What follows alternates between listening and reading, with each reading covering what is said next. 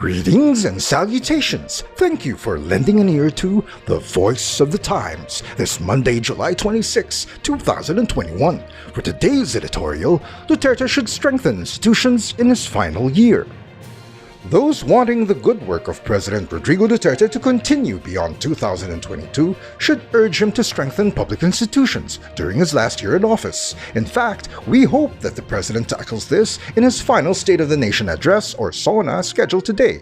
If it were up to us, it would be more captivating to hear about moving the country forward, rather than reliving the past. Certainly, making institutions stronger seems more appealing than the alternatives mentioned in public discourse, particularly on who should be elected as the next president. If anything, personality politics weaken institutions, with policies and priorities anchored on preferences that change every 6 years. Instead, it would be better to have a system that adheres to democratic and other common values.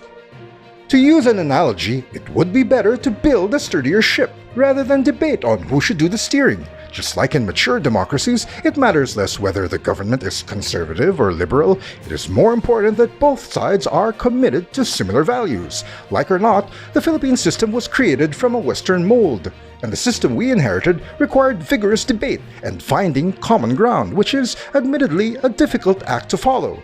Take the drug problem, for instance. Most of us should agree to keep illicit drugs away from our children and communities. The question, of course, is how. That is where policies and institutions come in.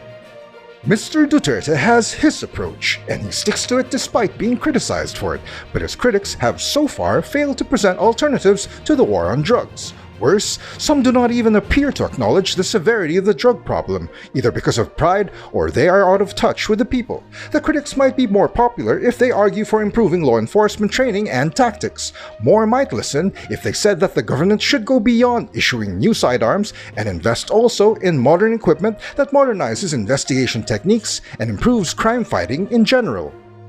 Moreover, there should also be reforms in the legal system in order that drug-related cases are processed efficiently, and there should be drug prevention campaigns in the media as well as community programs promoting health and overall well-being, especially among the youth. Critics have often said the drug war was anti-poor. Here again, they fall short on alternative ideas to improve the economy enough to remove the poverty factor from this equation.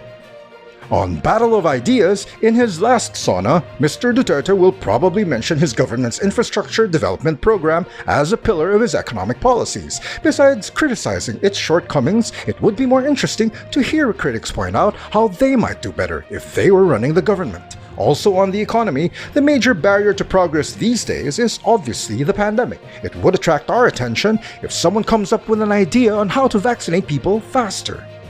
Of course, vaccine hesitancy is a problem in many places around the world, but in the Philippines, the biggest hurdle is insufficient supply. Besides, a likely solution to vaccine hesitancy would be to inoculate even more people in order to show skeptics that vaccines are indeed safe. Related to the pandemic, the crisis has also exposed the weakness of the country's healthcare institutions. The public, it seems, did not appreciate the value of investing in the healthcare sector until hospitals, particularly those in the countryside, were running out of beds. Here again, there should be broad agreement on improving the public health infrastructure and making it more responsive not only to basic needs, but also to future threats. In short, the discourse would be more meaningful if it was a competition of ideas.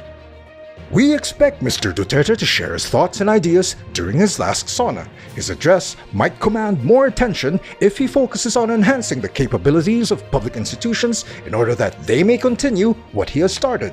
What is the point of critiquing the captain or the steering while the ship is being battered by storms? And that's the editorial for Monday, July 26, 2021. For more news and information, get a copy of the Manila Times on print. Subscribe to our digital edition or log on to www.manilatimes.net. Follow us on Twitter, Facebook, and Instagram. And listen to the Voice of the Times.